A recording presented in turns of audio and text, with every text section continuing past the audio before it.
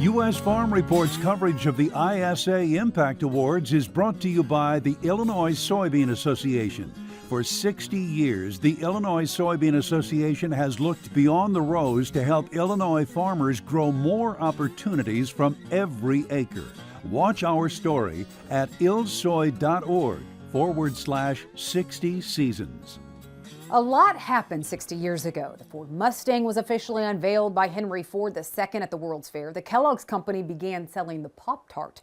And U.S. President Lyndon B. Johnson signed into law the historic Civil Rights Act. But for Illinois agriculture, it marked the beginning of the Illinois Soybean Association and Illinois Soybean Checkoff. And this weekend, we reflect on the impact that's had. Elliot Uphoff is living his dream. I would be the 5th generation, and we're coming up on our 100th year on our home farm. Raising the 6th generation now on this family farm, he's been back farming full-time for just over a decade. Harvest was a breeze this year, honestly. We started and then we never stopped, and we did it in 4 weeks, which has never happened. Illinois Soybean Association celebrated 60 years of success with their annual Impact Awards this week. Ron Kindred is the current chairman of the Illinois Soybean Association, and he says when you look back, it's truly amazing to see how far soybean production has come. 60 years ago, the United States grew 30.8 million acres of soybeans with a total production of 739 million bushels with an average yield of 24 bushels per acre. This year alone, Illinois grew over 11 million acres of soybeans, and we produced 700 million bushels ourselves in this state.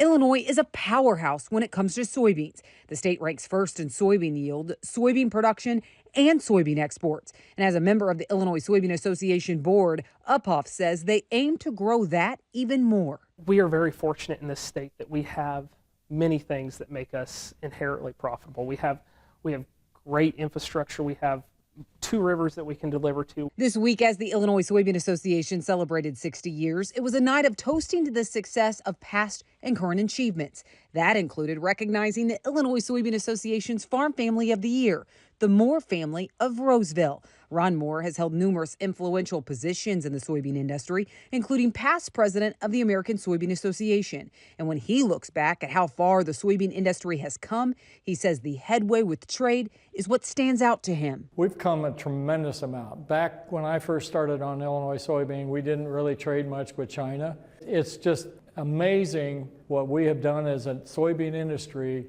especially in Illinois, trying to move, as people have said, move that pile of soybeans into the marketplace, whether it's domestically or into the international market. Ron's wife, Deb, has been on the farm since they got married 44 years ago. When we first started farming, we were charting things to look at prices, and there was a definite curve, and you could follow it and knew when the highs and lows were going to be.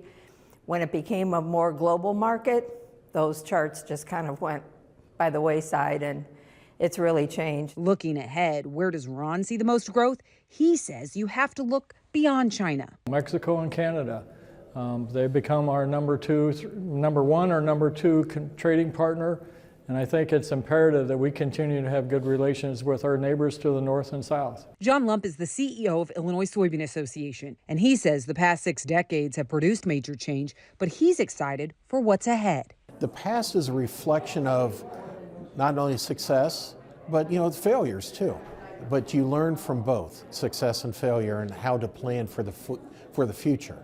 And so I like to learn a little bit. I don't want to dwell on the past. I want to plan on what we can do for farmers in the future. Focusing on the future, Lump says one thing that's going to change the game for farmers is the role of transportation in Illinois. China's number one customer today. It won't be in a few years. We are looking at other countries to become our trading partners. As farmers continue to break barriers on yields, the top priority is to be able to transport that crop to where it needs to go. We need to make sure that, is the Mississippi going to be viable in 10, 15 years? How do we secure that? Do we need new rail, transports? What is the future? How do we get it more out to the East Coast? Because of our location, we need to make sure that we can get the crop out of the field to market. It's change makers of the past, present, and future that will now forge a new path, and one these Illinois farmers are excited about. Well, I had the pleasure of emceeing the Impact Awards Tuesday night. It truly was a great night honoring the change makers in the industry.